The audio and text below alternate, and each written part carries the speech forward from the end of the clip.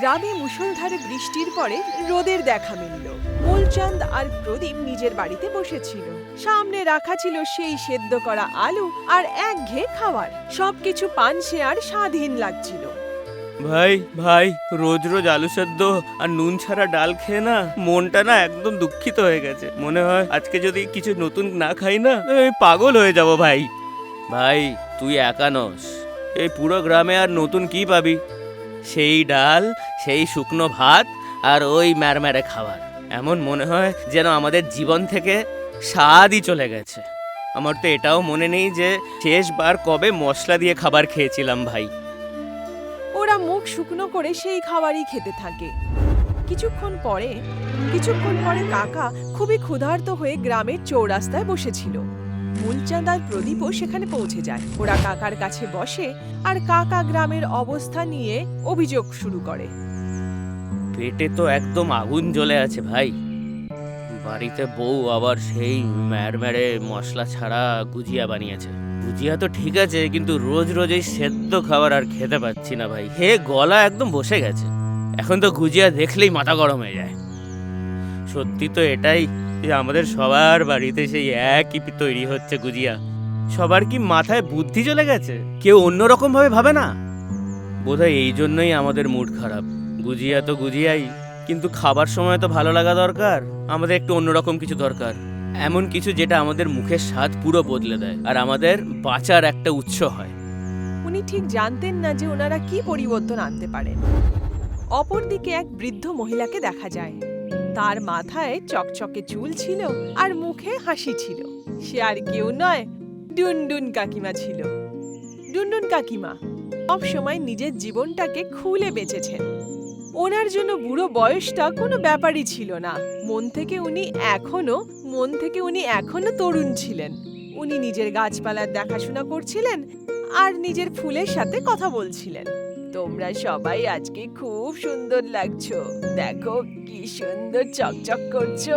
ঠিক আছে, আজ নতুন কিছু রান্না করা যাক। আজকের দিনটা বিশেষ হওয়া চাই। ডুনডুন কাকিমা ওই ফুলটিকে একটু আদর করে সেখান থেকে চলে যায়।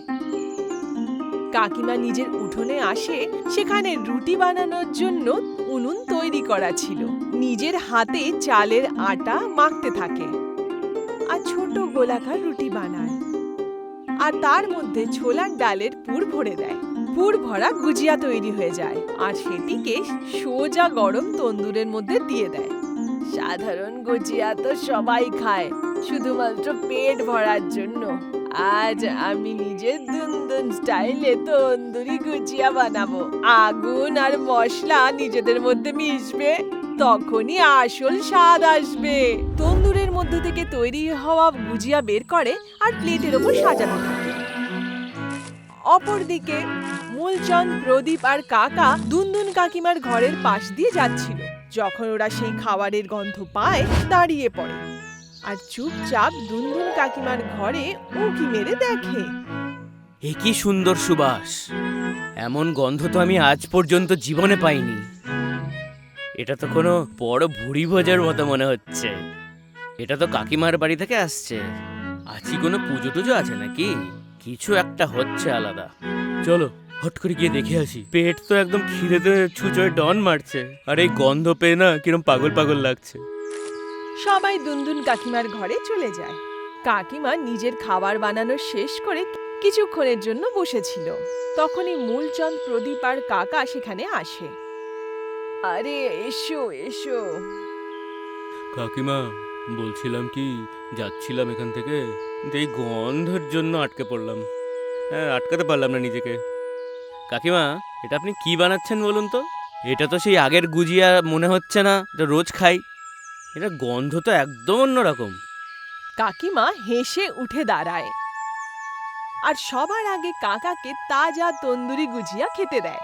একটু ইতস্তত করে কাকা একটা গুজিয়া খায় আর সঙ্গে সঙ্গে ওনার চেহারায় হাসি চলে আসে। বাহ, এটা কি এত কুড়মুড়ে আর মশলাদার যে কি বলবো!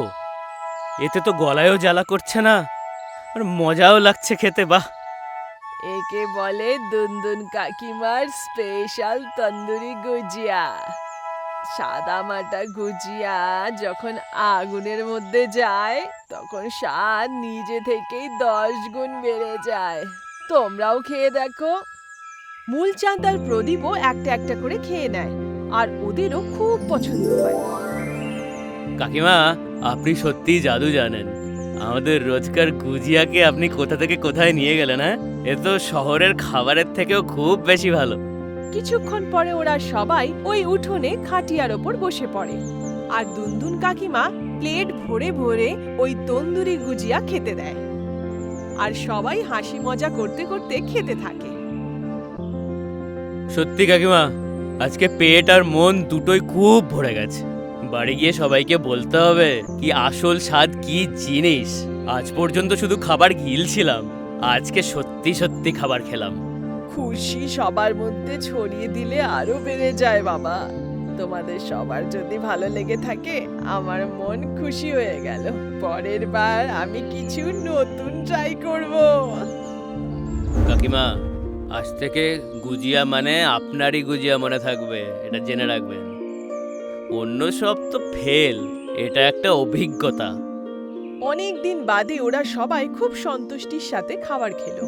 কিছুক্ষণ পর মূলচাঁদ, কাকা আর প্রদীপ সবাই সেই গ্রামের চৌরাস্তায় চলে আসে। ওদের চেহারা সন্তুষ্টি আর খুশিতে ভরে গিয়েছিল। ওরা তিনজন সেই তন্দুরি গুজিয়ার স্বাদের ব্যাপারে কথা বলছিল আর অন্য গ্রামবাসীরা শোনার জন্য জড়ো হয়ে যায়। তোমরা জানো না, আজকে যা খেলাম না, স্বর্গের মতো ছিল। কাকিমা রোজকার গুজিয়া আগুনে সেঁকে তন্দুরি গুজিয়া বানিয়ে দিয়েছে। এরকম কি সত্যি হয় নাকি? আমার তো বিশ্বাসই হচ্ছে না। কালকেই যাব কাকিমার কাছে, আমিও ওই তন্দুরি গুজিয়া খাবো। কেউ বলো ভাই, কেমন খেতে ছিল বলো বলো।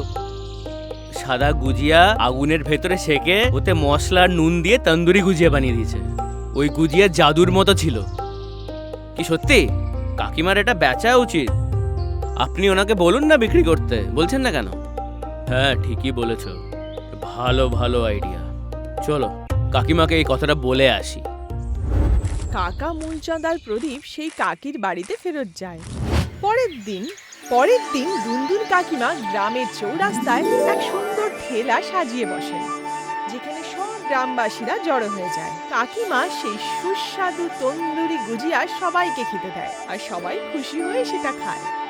আরে কাকিমা, কি বানিয়েছো? কত হলো? কাকিমা মিষ্টি করে তাদের হাসি দেয়।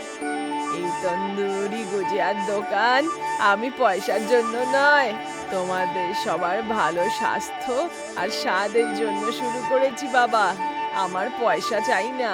এই তো তোমাদের সবার জন্য দুনদুন কাকিমার ভালোবাসা। সবাই খুব খুশি হয়ে যায়। কাকিমা সবাইকে তন্দুরি গুজিয়া খেতে দেয়। উঁচু নিচু, গরিব বড়লোক সবাই সেটা খুশি হয়ে খায়। আমাদের কাহিনী এখানেই শেষ হলো।